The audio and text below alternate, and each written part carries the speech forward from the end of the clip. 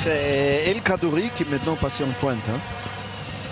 Ils ont fait un petit changement, les Marocains, et c'est Bouadouz qui est en retrait.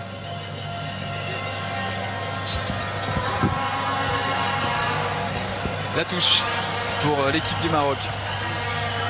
Avec Dirar pour l'effectuer. Il faut mettre du rythme d'un côté comme de l'autre très clairement pour sortir ce match de la torpeur, parce que pour le moment bien difficile de voir une occasion très très nette dans ce match.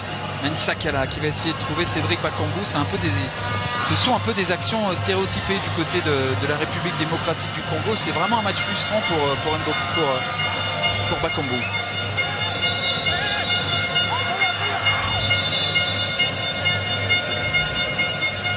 Moubélé qui va centrer pied gauche. Ah, c'était bien joué. Mounir était là.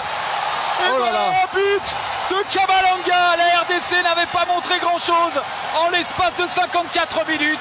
Eh bien il a fallu 30 secondes à Kabalanga, sans doute le meilleur joueur de la RDC, pour tromper le Maroc.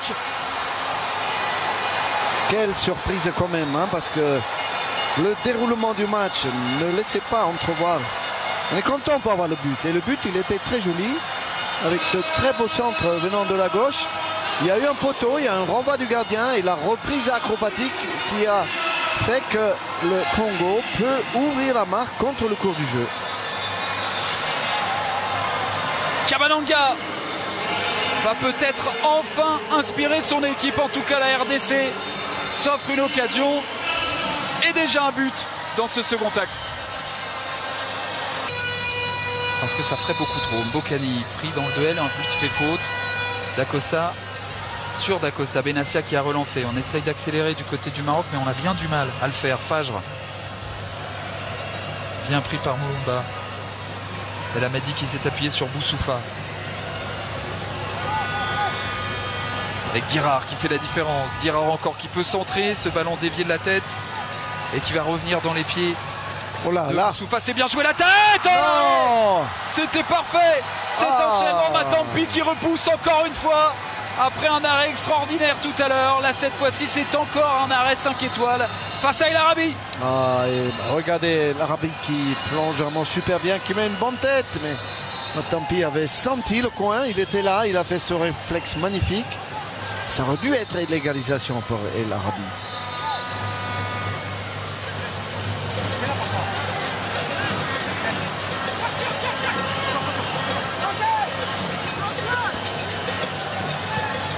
Attention à ce centre, c'est dégagé. Dans les airs, ils sont souverains. C'est ça le frage. Encore pour frapper ce corner. C'est frappé pied droit. Repoussé de la tête par les joueurs de la RDC. Il n'y a plus que Mendil pour faire l'effort défensif. Et finalement, il couvre bien cette balle. Au devant de Merveille Bopé. Déviation de la tête d'El Nesril, ça reste dans les pieds de Fajr. Oh, il y a faute. Que dit l'arbitre? Corner. Il va donner un corner.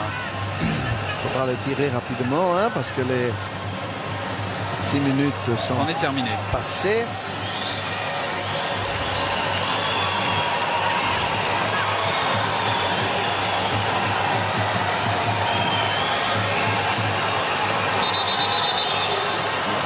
Quand même se dépêcher.